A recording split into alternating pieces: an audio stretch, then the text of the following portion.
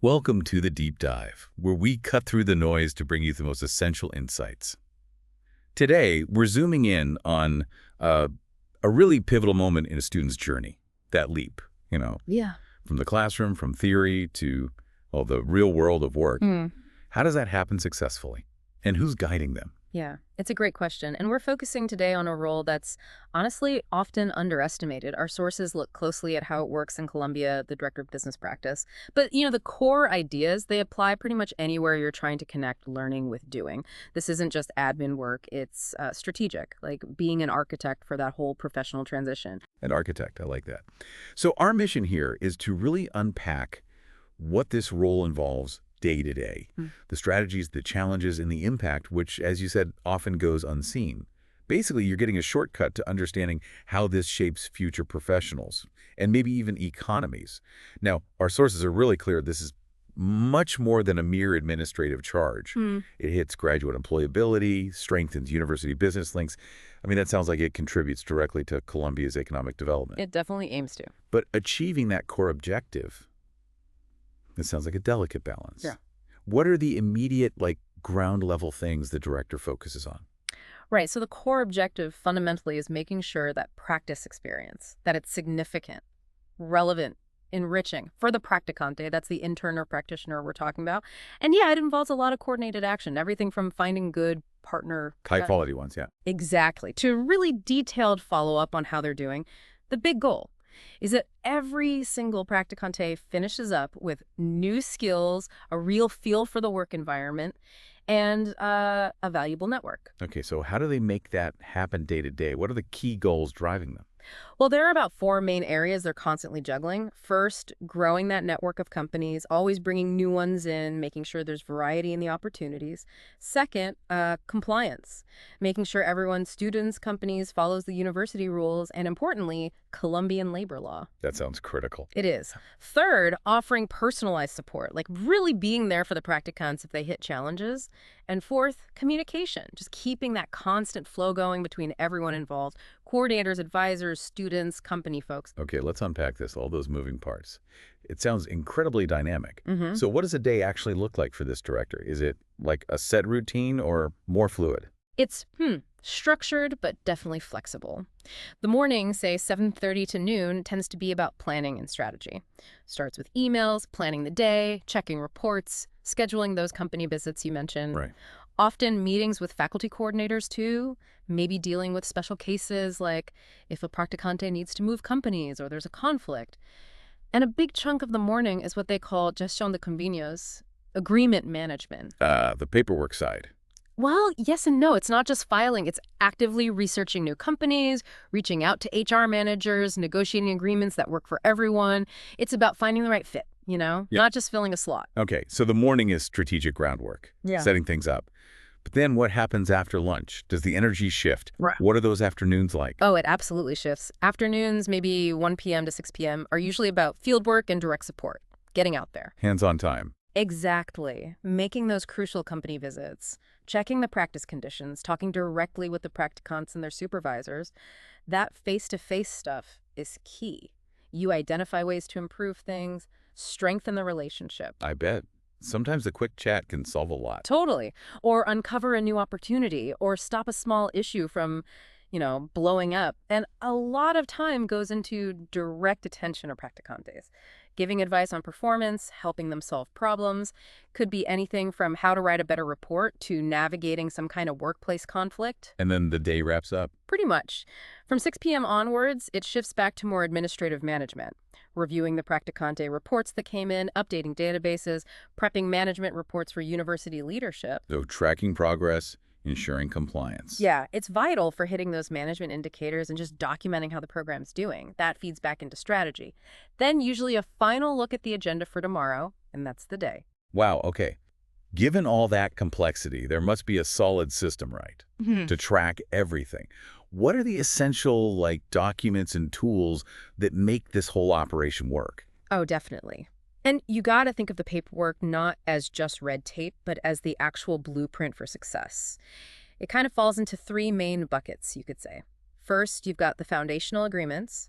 The main one is the Carta Convenio de Práctica Empresarial. The formal agreement. Right, between the university and the company. It lays out the terms duration, hours, what the practicante will do, payment, if any, responsibilities.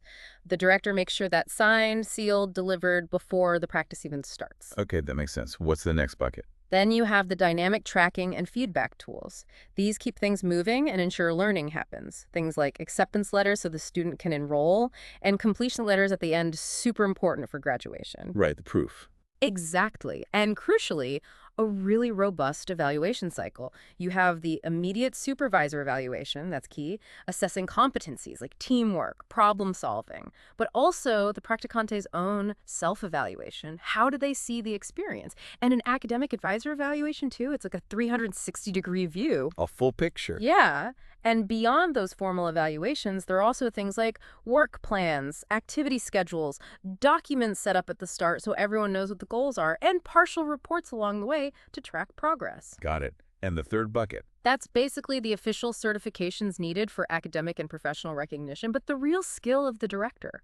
It's making all this paperwork a living system, not just static forms. They use it to spot patterns, see what works, what doesn't, and constantly tweak the strategy, turning compliance into actionable intelligence. Turning compliance into intelligence. Oh, I like that. It sounds like feedback is really the heart of this whole thing.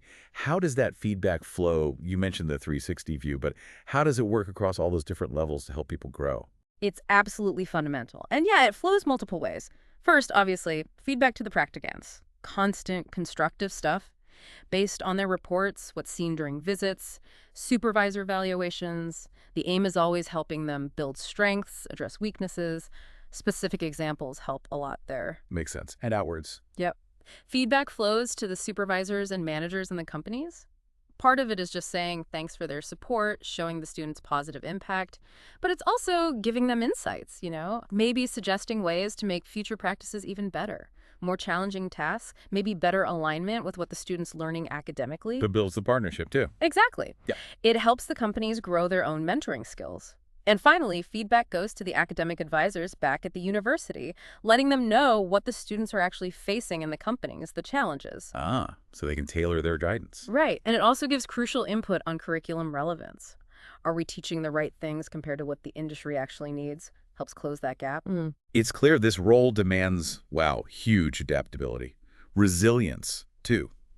What are some of the constant challenges, the things that pop up again and again that this director has to navigate? It really is a high-wire act sometimes. There are probably 4 main recurring challenges. First is what they call desalineación de expectativas, misaligned expectations. Wow, yeah. Student expects one thing, company another. Exactly. And the university might have its own idea too. So the director is constantly mediating. And an interesting insight here, it's not just mediating student-company issues. Often it's bridging, like internal university silos too.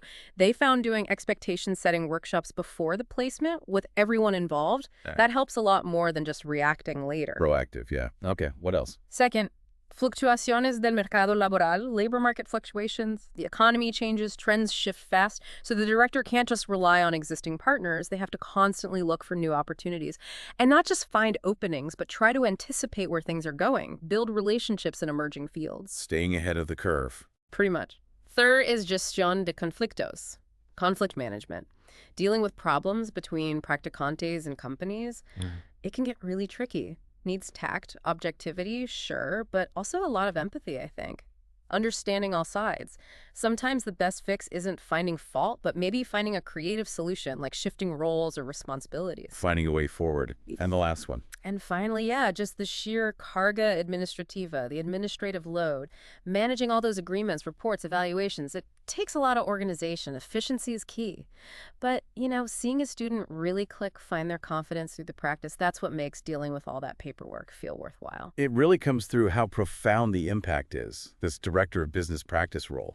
It's so much more than paperwork. It's genuine mentoring and accompaniment, like you said, leaving a real mark on these students' professional lives. Absolutely. And by focusing on making these practices high quality, the role doesn't just tick academic boxes. It really does contribute to the competitiveness of talent in Colombia. And honestly, Right. it's a model that could offer lessons anywhere. Which leads to that final thought for you, our listener. Yeah. How could this innovative, multifaceted approach, the proactive mediation, the dynamic feedback, the strategic partnerships, how could that influence professional development and education elsewhere?